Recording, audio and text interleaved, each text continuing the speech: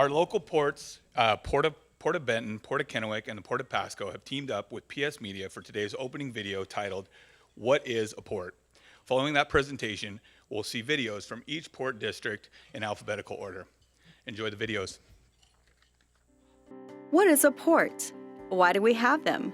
Why 3 port districts? Port districts were authorized by the state in 1911 to encourage waterfront commerce. Since then, their economic development roles have expanded beyond the waterfront to building and operating airports, marinas, marine terminals, railroads, and industrial parks, to acting as a catalyst for community revitalization, business development, and tourism. In our state, port districts are established by citizen vote.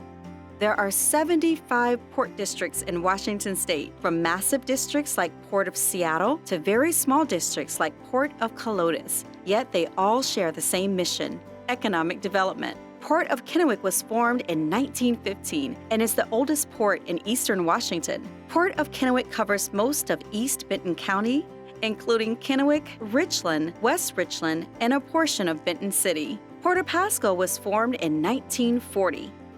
Port of Pasco covers most of Franklin County from Pasco to Connell. Port of Benton was formed in 1958. The Port of Benton covers most of West Benton County, including Richland, Benton City, and Prosser.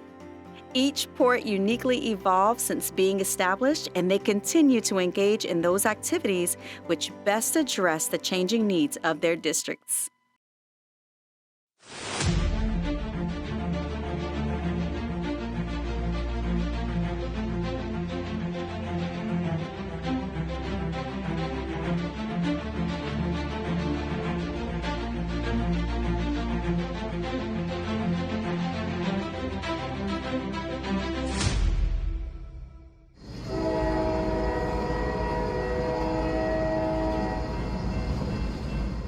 "2021 set the wheels in motion for Port of Benton to remain resilient with another year of remote work, limited socialization, and an inspired urge to return to normal. We focused on opportunities to support our tenants, enable private investment, and put properties back on the tax rolls, setting the stage for new partnerships, and advancing new game-changing clean energy technologies. In Benton City, we invested in Main Street by selling properties to bring a thriving commissary kitchen and retail venture alongside a permanent home for a long-established beauty salon. We made capital improvements at several port properties, including retrofitting lighting to high-efficiency LED systems, constructing roads, and installing curbing, gutters, and streetscape. We joined forces with our longtime partner, Washington State University Tri-Cities, to reopen the Walter Clore Wine and Culinary Center in Prosser. Also, a longtime port tenant, Witt Cellars, purchased a tasting room in Vintners Village, making space for 2 new wineries at the nearby Prosser Wine and Food Park. Northwest Wine Collaborative opened its doors in December with its label Narrative. Curatus Sparkling Wines will also open in the Prosser Wine and Food Park this spring.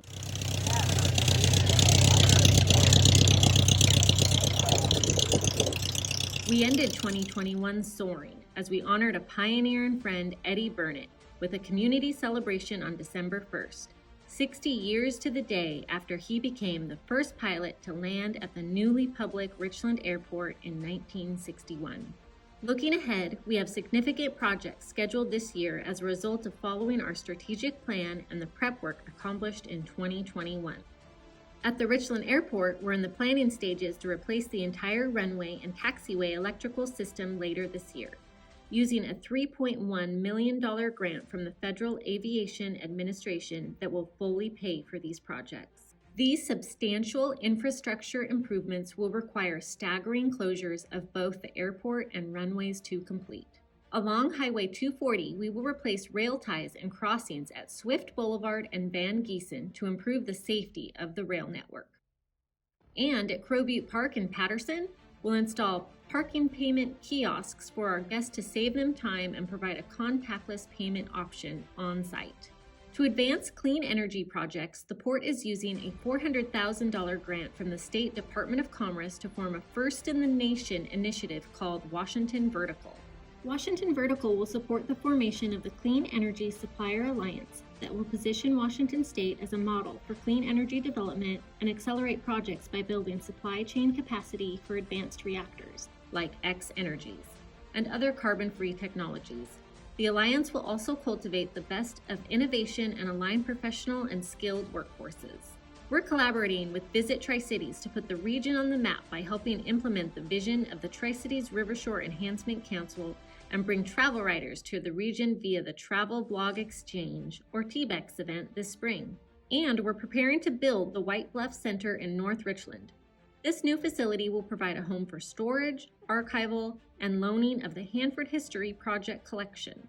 A future expansion of the center will include space for the growing B Reactor Tour Visitor Center and USS Triton Sail Park visitors to support regional STEM tourism and hospitality. As 2022 rolls on, we're excited to advance these major projects alongside our county, cities, and other partners to expand economic development, tourism, and recreation in the Tri-Cities and surrounding communities.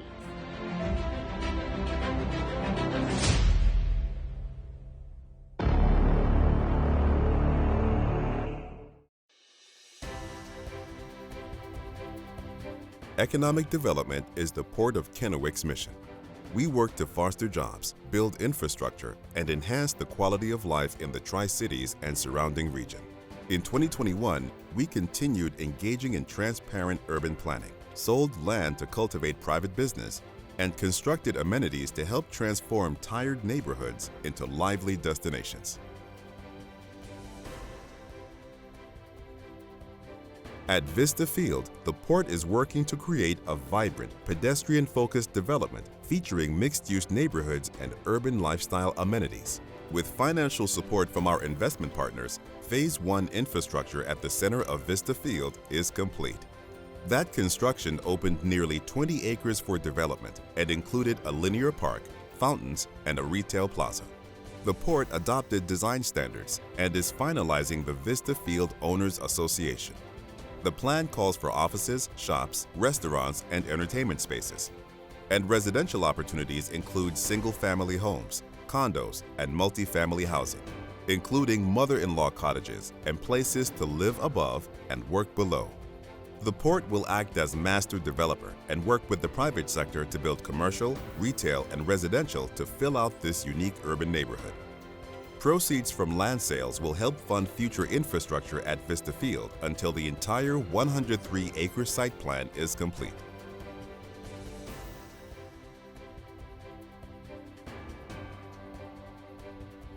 On Clover Island, the Port and our partners are focused on adding public amenities, improving the shoreline, and expanding access to the Columbia River. A construction project is underway to restore Clover Island's shoreline and expand waterfront recreation. Those efforts will also extend the Riverwalk Trail, create 3 new viewing areas, and add lighting, landscaping, benches, and interpretive panels.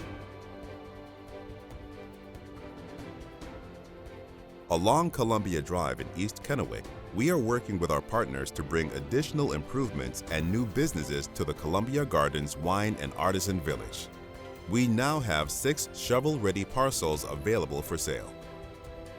The Port expanded the food truck plaza by installing additional power and constructing a second patio. And we welcomed new food trucks, including Nonfiction by Jay Bookwalter and Taste of Wok. The food truck plaza now features a variety of regular and pop-up vendors offering delicious food and beverage options. Columbia Gardens is now home to award-winning wineries, Bartholomew, Monarcha, and Gordon. Columbia Gardens has become a popular destination with artwork, food, wines, fun activities, and a recreational path, all nestled alongside a scenic nature pond. To help drive the next decade of port investments on Clover Island and along Columbia Drive, we adopted a community-driven master plan for Kennewick's historic waterfront district. And while Vista Field and the waterfront have been our main areas of focus, public safety is also essential for economic development. Port of Kennewick was a catalyst in helping West Richland complete its new police station. We also supported the City of Kennewick's improvement to Washington Street, and helped with easements and funding for their new fire station at Vista Field. And we supported the City of Richland in upgrading the Columbia Park Trail roadway, which creates new development opportunities alongside the Columbia River. This year, Port of Kennewick will continue serving as an economic development catalyst throughout our 485 square mile district. And as we have done since our founding in 1915, the Port will foster partnerships and implement creative work plans that address evolving community needs. The Port of Kennewick, we're working for you.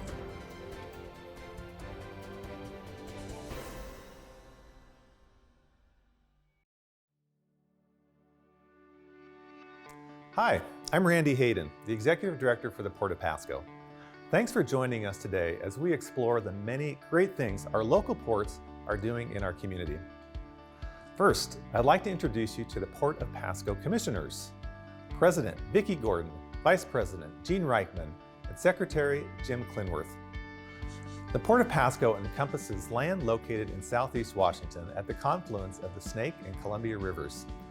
The port's properties, and they are many, are the Wharf, Big Pasco Industrial Center and Container Terminal, Osprey Point, the Tri-Cities Airport, Airport Industrial Park, Airport Business Center, Pasco Processing Center, Foster Wells Business Center, the Ryman Industrial Center, and the newest addition, PIC 395.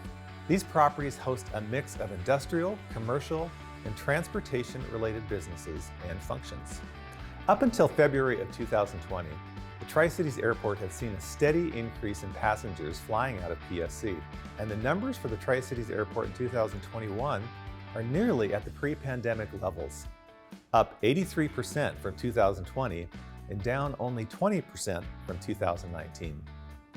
As part of its recovery, the airport saw the addition of two new airlines in 2021, Avelo Airlines and AHA Airlines, who offered direct flights to Burbank, California and Reno.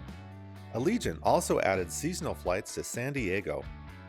PSC is also continuing to provide direct flights to Seattle, Salt Lake, Denver, Minneapolis, Las Vegas, Phoenix Mesa, San Francisco, and seasonally to LAX. Tri-Cities Airport Business Center, the port, and committed private partner Solgen Power recently received some great news in the form of a $2.9 million loan and grant from the State Community Economic Revitalization Board that will be used to construct a new road and taxiway at the Tri-Cities Airport Business Center. Solgen Power is expanding their renewable solar power operations with a new 50,000 square foot building and private hangar. The expansion is expected to create over 400 new jobs in our community. The last of 13 lots at the Foster Wells Business Park, located off of Highway 395 and Foster Wells, were sold in 2020, capping the success of this light industrial park. Since that time, construction of businesses at the site has been heavy, with most new buildings now either completed or well underway. Ryman Industrial Center, also located off of 395, will soon be home to a state-of-the-art Dairy Gold facility. At 550,000 square feet, an investment value near $500 million, it will be the largest milk processing facility in North America. When completed, the complex will provide an estimated 500 full-time, living wage jobs and more than 1,000 new jobs among support services and supply chain needs.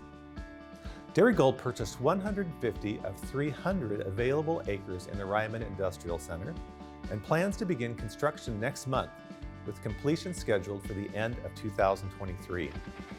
The port, along with its great partners at the City of Pasco, Franklin PUD, and Franklin County, will be investing more than $20 million to bring infrastructure to the first phase of the Ryman development. While that's occurring, we're already working to secure funding and approvals to ready the second half of Ryman for the next industrial users. On the other side of Highway 395, Reeser's new fresh foods facility has risen from the ground and is nearing completion. The new 250,000 square foot facility will provide close to 300 new jobs and will allow their existing plant in Pasco to be retooled for other products. The new facility sprang from a partnership between Reeser's and the Port and City of Pasco. CEO Mark Reeser credited their long-standing relationship with the community for making Pasco the chosen location for their newest plant. To facilitate the project, the port partnered with Reesers to buy a 93-acre parcel of ground from the Cox family just south of Foster Wells Road. Reesers kept 38 acres for their project, leaving 55 acres for the port to create our newest property, Pasco Industrial Center 395, or PIC 395 for short. Development plans for Osprey Point continue to move forward. Led by JMS Development, our shared vision for this unique and beautiful piece of property is to create a vibrant public waterfront surrounded by a mix of retail, restaurant, professional, and residential buildings. JMS Construction is in the process of securing the required permits for the first phase, a 60,000 square foot marketplace, and hopes to break ground this spring. In closing, the Port would like to recognize the efforts of Tridec and our private development community on helping bring 2 new large projects to East Pasco.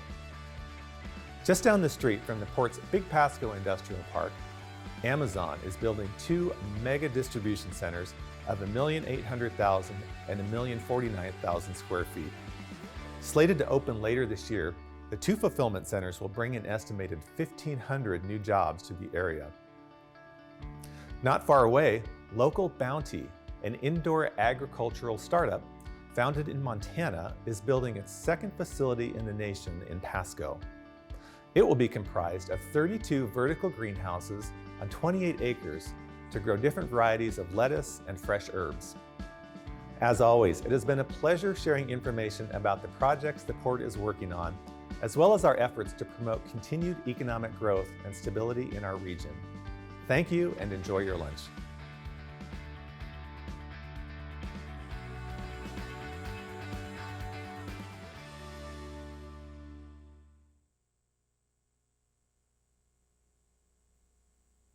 No?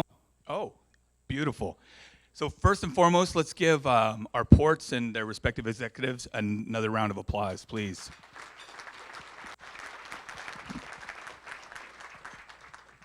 So we kind of have something pretty cool lined up for you all.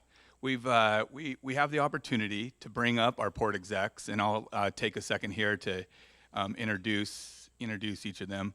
I know Tim's going to join us virtually. So we have some pre-submitted questions. We'll go through those first, and then you all will have an opportunity, and I believe Elizabeth will be walking around, so we've got a microphone. Yeah, beautiful. There's Elizabeth right over there. So we've got a microphone coming around, and then for those that are on Zoom, use the notes, or what is it, the comments feature there, and we'll make sure that we get your question asked and answered. So to kick it off, and I apologize, it's a little awkward without my podium, so you're just going to have to bear with me, please. All right, first and foremost, I'd like to welcome up Diane Howard. Diane was named Port of Benton's Executive Director in December of 2019. Diane is the first female to hold the Port of Benton Executive Director position and first Executive Director with Latina heritage among the 75 port districts within Washington State. Welcome, Diane.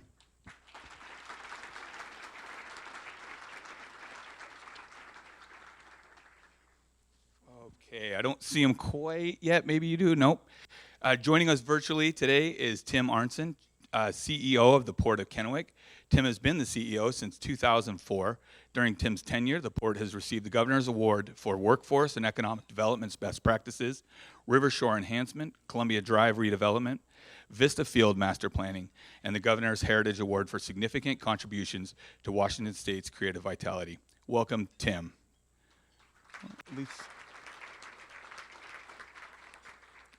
And then finally, last but certainly not least, Randy Hayden is the Executive Director at the Port of Pasco, where he has worked for the past 20 years. He oversees the Port's 2 largest industrial parks, barge terminal, intermodal rail yard, commercial properties, and the Tri-City Regional Airport. Welcome, Randy.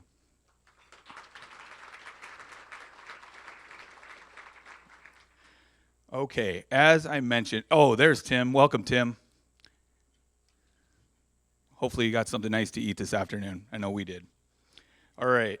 First and foremost, Diane, can you go into a bit more detail on what Washington Vertical is and how it's going to benefit the community?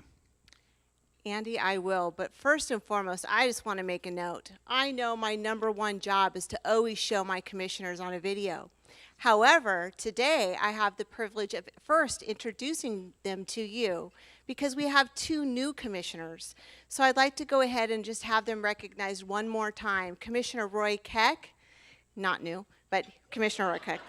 Commissioner Christy Rasmussen, new, and Commissioner Lori Stevens. Going forward, they of course will be included on the video, but I wanted to specifically highlight them today. I'd also like to thank the Chamber for this event, and I'd also like to recognize my entire Port of Benton team. I am so grateful and thankful for each and every one of them, those that are here and those that are watching online. Andy, back to your question, apologize. But a little bit more about Washington Vertical. Really, Washington Vertical is all about supporting the creation of Clean Energy Supplier Alliance. And Dave McCormick's in the back, and he is also working with us on this project. It will really help us identify the gaps of advanced reactors in clean energy supply chains specifically, and provide the framework for developers that they can easily access some competencies in these areas. And then facilitating the deployment of the advanced reactors, especially because of the aggressive schedule that's been laid out by the U.S. Department of Energy as part of the ADRP, so the Advanced Reactor Development Project. So these reactors need to be on schedule by 2027, just to give you an idea of their aggressive timeline.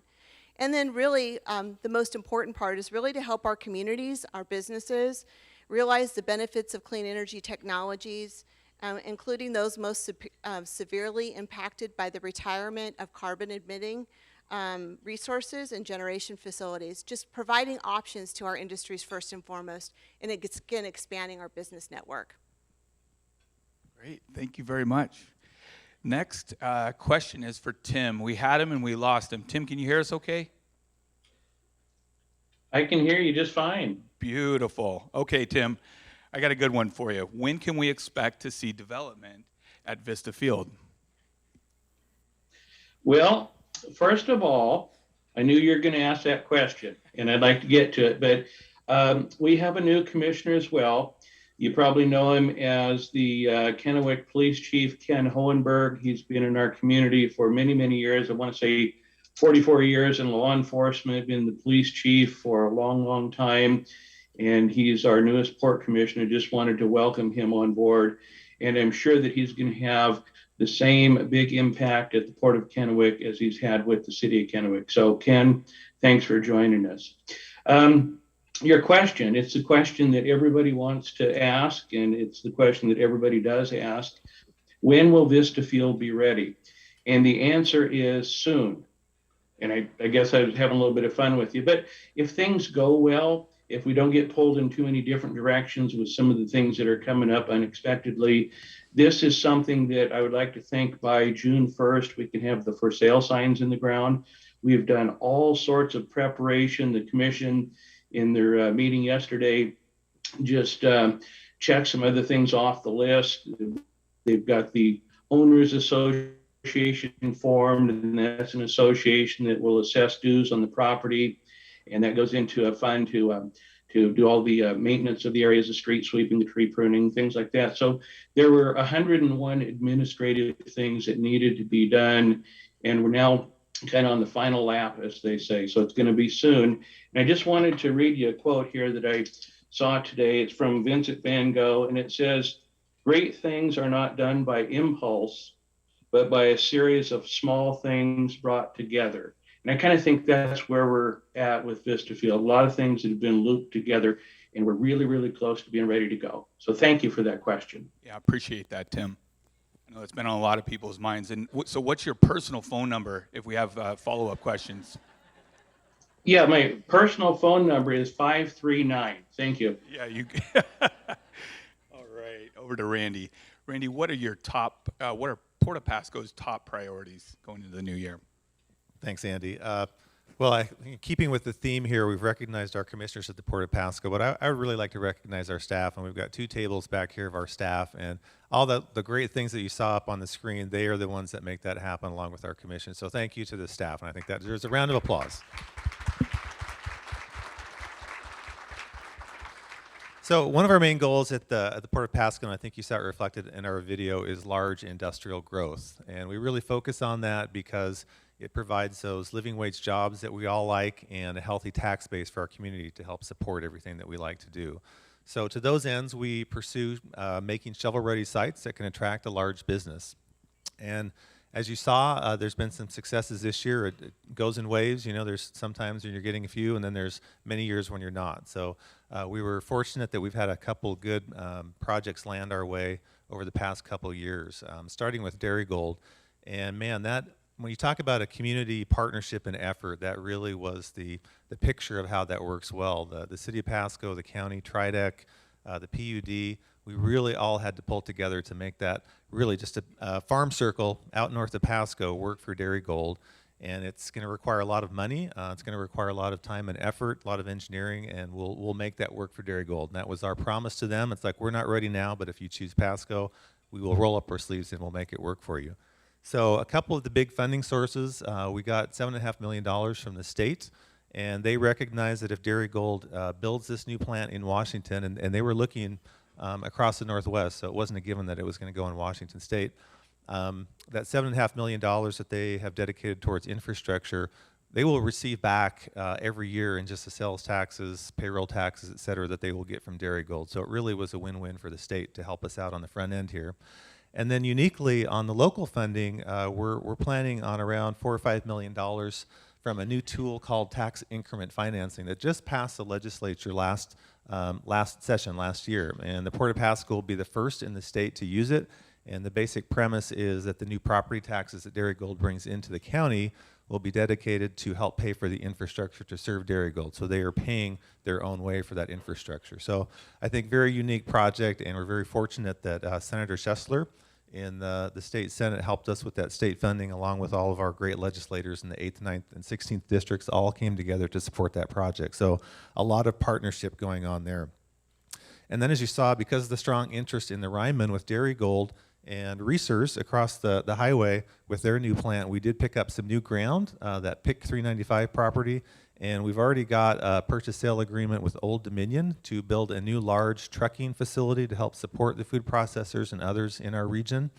They're just growing leaps and bounds, and we all know that trucking is one of those things that with the supply chain issues we need to be working on. So they're going to hopefully be picking up a piece of that new industrial park, and then we've already got a couple others that we're talking to, so I don't think it'll be very long before that PIC 395 is also got some large industry attached to it as well. So those are a couple of our main priorities. Jeez, it doesn't sound like you're staying busy at all, Randy.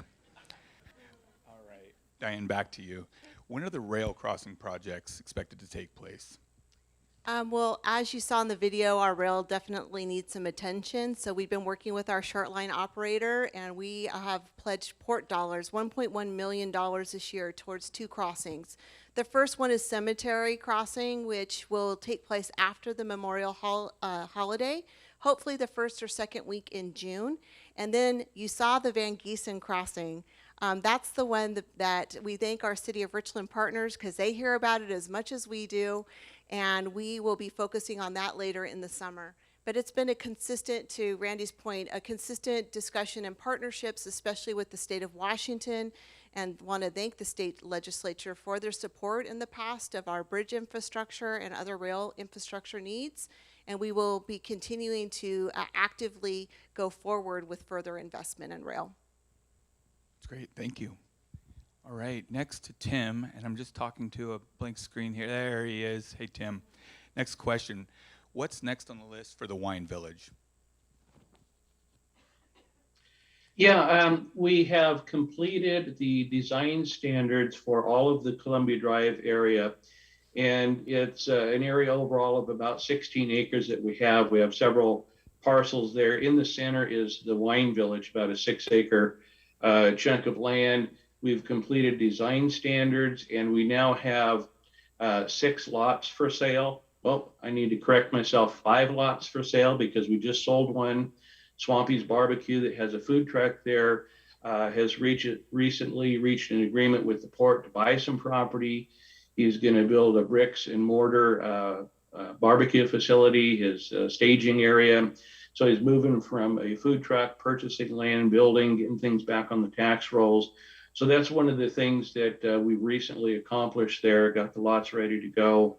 I would like to think that we will have additional interest. I heard some positive comments just last night. I was presenting to the Kennewick City Council meeting. I think there's a lot of interest in the Wine Village area, but things are ready to go now. And again, remember the quote, takes a lot of little things stitched together to get properties ready to go. So we are ready to go there. And as you know, we have the two production wineries. We have Bartholomew and we have Palencia. Both of those folks are award-winning wineries. They produce on-site. They also have tasting rooms. And then we have little, what I call the duplex tasting room building. We have Gordon Estates in one side. And then again, down there, we have the 6 food trucks. So things are really moving there. We also have projects. We're adding new shade structure. We're adding new ADA accessible bathroom facility there. We will be doing some landscaping and then some additional work at Duffy's Pond. For those of you that remember, Duffy's Pond was kind of a urban eyesore, if you will, years ago. There was a lot of debris that had been just dropped into the pond thoughtlessly, but over the years we've worked to clean it up. It's now a centerpiece. It's almost like a wildlife sanctuary. So there's a lot of things that are coming together piece by piece that really make the Wine Village kind of a happening area. But I think the thing that I'm most proud of now is we do have the 5 lots, the 5 remaining lots of the 6 that are available for sale. Great. Thanks, Tim. All right, back to you, Randy. And I promise we will open it up for Q&A. We'll get through our pre-submitted, and then we'll open it up again virtually and to our folks in person. So, Randy, we heard about your top priorities, but what are some of the challenges that you feel the Port of Pasco faces? Yeah, there's a number, and I don't think these are particular to the Port of Pasco. Number 1 on my list would be just workforce.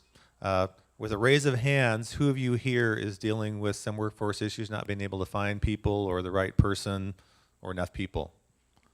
I think it's pretty universal in our country right now. And workforce in the Tri-Cities, that really has been traditionally one of our strengths, that we have had an able workforce and a lot of people willing to go to work, and that just isn't the case anymore. So when I'm looking at the screen with all the things that all the ports are doing, that's just three agencies, and all of you, the cities. I mean, we're going to need a lot more people here working in the Tri-Cities. So where those folks come from, I don't have an answer. This is just challenges, right? You didn't ask me for an answer? Okay, all right.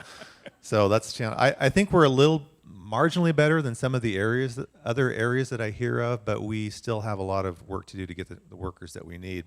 Right following that, I would say would be affordable housing, because once we find the workers, where are they going to live? And I think more and more companies that we talk to that are looking for expansion or new sites, that's one of their top criteria anymore, is where are the people and where are they going to live? So they're looking into that.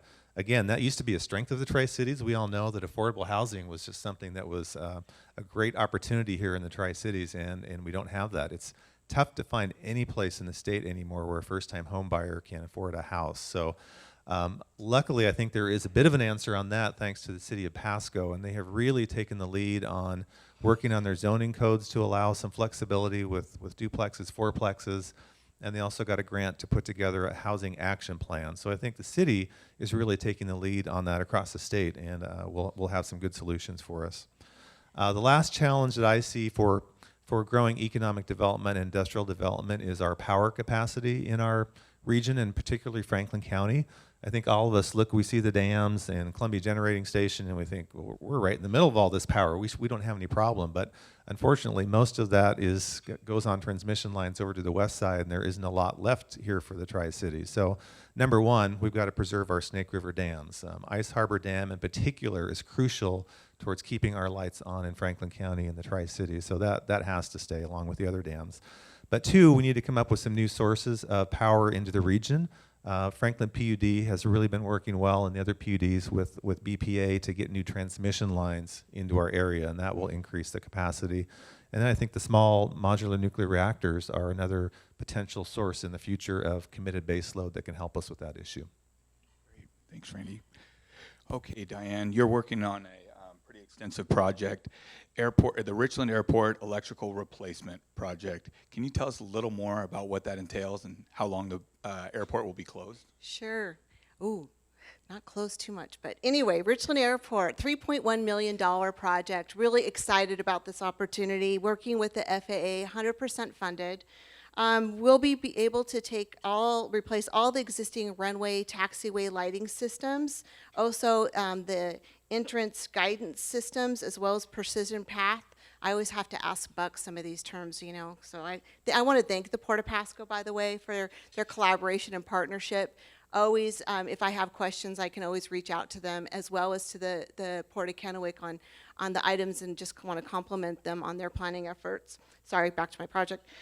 So also emergency generator. So what's happening is the project's going to take place between July and October. There will be a period in time where we will have to close a portion of the runway, and that's just because of the equipment that the contractor is going to bring in, and we don't have all of that information yet because it hasn't been put out to bid and we don't know the schedule. So anyone, I'm looking at Mark Showalter that I know has a hangar out there, anyone that has interest in needing to know the schedule, please go to the Port of Benton's website. We have started a communication link with all airport users, anyone that has interest, and any additional road closures or reroutes of detours. So we'll want to keep you informed either on rail project that I just mentioned, or the Richland Airport project, or any others that are coming online. It's critical for us to continue to make the investments in our assets, especially our rail and our airports. They are growing. It serves the rest of North Richland. And again, our rail also is both class 1s can run direct on it. So UP and Burlington Northern Santa Fe can run direct. And that feeds all of the companies out in North Richland. So it's very critical for us as we move these projects forward. So looking forward to that happening, but please stay tuned. If you need any more information, Summers is available. Give her a call. I'm always available too, but please sign up for the newsletter. Thank you. Perfect, thank you. All right, Tim. When the shoreline project is complete, what happens next at Clover Island? Sure. Yeah, another great question. And for those of us that have been in the community for a while, you've heard talk of restoring the Clover Island shoreline for years and years and years. Tana Bader and Glima of my team has been on this project for 13 years. We've been working with the Army Corps of Engineers to bring in $5 million of federal funding. And, you know, when you work with a large federal agency such as the Corps, you have to be very, very patient. And I would have never have thought it would have taken 13 years. Didn't think it would take that long, even dealing with the federal government. But we're at the finish line. The work is underway. People ought to go down and see it. It's impressive. We have received unprecedented cooperation from everybody that could potentially, kind of have a flag to raise over this issue. We've received complete support from the Confederated Tribes of the Umatilla Indian Reservation. And as you know, whenever you do shoreline work, you have to really have a great working relationship with the tribes because of their care for the land and the waterfront. They've been the greatest partner on earth for us on this project. So what's next? Well, we want to get through this project, and it's going to be just a short time. The shoreline will be completed. We will stabilize the bank. We will have enhanced the wildlife habitat for salmon, other fish, wildlife. We will have created some natural islands. We will return the shoreline to a much more natural condition. There will also be a recreational element with trails and pathways and interpretive signage. And over the last few years, we've seen the use of Clover Island not only quadruple, but beyond that. It's just been incredible. So for those people that want to come out, use the island, whether just walking or visiting any number of our restaurants, other amenities there, this is going to be big. This is going to be huge. But when you say what's next, I think perhaps one of the most exciting parts of this is that we will have a number of lots ready for development on Clover Island.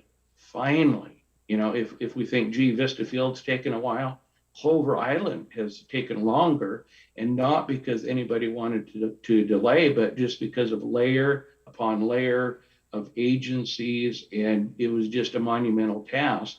But go out there and take a look. The earth equipment is moving. It's going to be impressive. And what's next is we will have property there ready for development. And this is very, very important for East Kennewick. We don't want to overlook East Kennewick. We don't want to just keep moving west and building new. We want to be respectful of our downtown core. And I think the Port of Kennewick, the City of Kennewick have done an amazing job to not forget about East Kennewick. And this is, like I say, $5 million of federal money coming back into our community. So we're ready to go. It's going to be exciting. Beautiful. Thanks, Tim. All right, I'm going to pause and see if we have any questions in-house or online. I know I'm getting assistance with that. I think they did a great job. I think there is a Zoom question that came Beautiful. All right, I think this question is for Randy.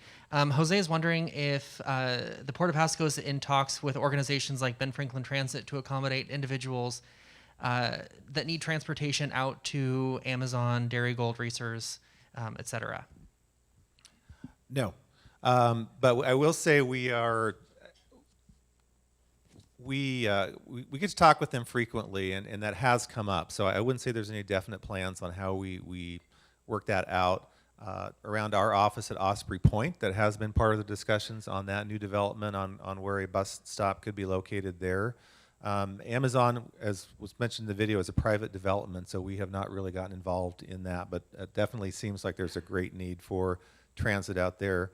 We have been talking with the transit about an airport stop, and it's a bit difficult just because of the frequency of when the flights come in and the numbers, but that's also something that we've been talking with transit about. So I'd say we're open to do whatever makes sense for our community, and certainly as we talk about these workforce issues and new housing patterns, we're going to have to work transit into that story to make it work. Great. Thanks, Randy. Great question. Any other questions? I have one more on Zoom coming in from Wendy. Nice. Again for Randy. She's wondering if you could clarify the partners on the Amazon project you mentioned. Yeah, so that was pretty much a private project. The landowners there worked directly with Amazon to site that project. So I know they had to get permits to the city of Pasco, but I don't even think the city was that involved in attracting Amazon. That really was just the right location for them, and I think the right base of employment for them, and that's how they chose that site. So that has been pretty much private development. Thank you. All right, anything else online? In person? You guys are going to let them off the hook that easy, huh? Fair enough. Someone right over here. Oh, yes.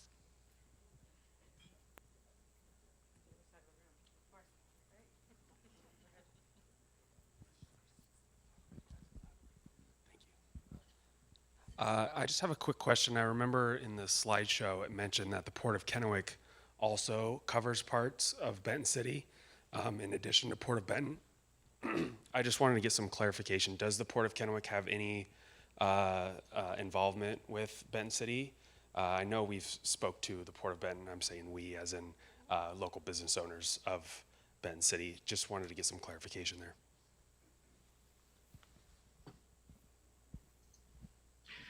Sure. I guess, would you like me to field that one?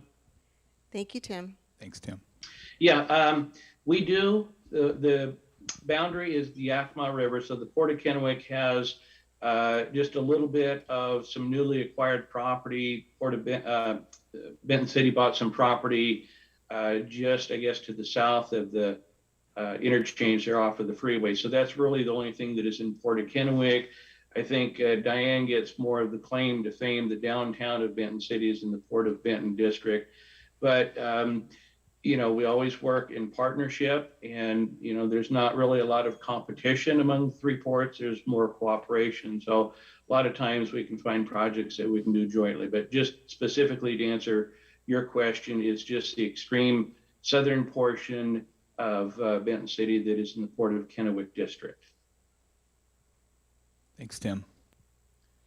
Perfect. So I guess if there are no other questions, All right, before we wrap, I'd like to give you an opportunity for any final thoughts. And Diane, I'm going to start with you. Well, I remain bullish on the Tri-Cities, and I know it's been a long 2 years, but I'm really excited about the opportunities looking forward, especially for this community, to be able to highlight our professional, skilled, and technical trades workforce. To me, is a passion in my heart. The over 100 companies that we have that are focused around clean energy, really the efforts that have been brought together in the past 10 years working with TRIDEC and the industry members of the Mid-Columbia Energy Initiative, and most recently with the Energy Council. I'm really excited about the opportunities that come to bear. When we look at the workforce needs that are coming in for Amazon, I also see it as an opportunity to upskill and continue to stay STEM focused for our region, for our communities. And I'd just like to first and foremost end with a thank you to all of you. You guys have given us the reason that why we get up every day and why we make sure our facilities are ready for your return. So I look forward to our continued work together. Thank you. Thanks, Diane. Randy? Took me off guard. I was waiting for Tim here. So I like to run rogue a little bit every so often. yeah, I don't have many closing thoughts. I should have mentioned just a big, huge thanks to Congressman Newhouse on your effort on the Snake River dams. I mean, that is just something that we all wish would just go away, and it keeps unfortunately escalating and escalating, and it's required some champions to even protect what we've done, and Congressman Newhouse has been one of those out in front in D.C. trying to help us with that, so thank you.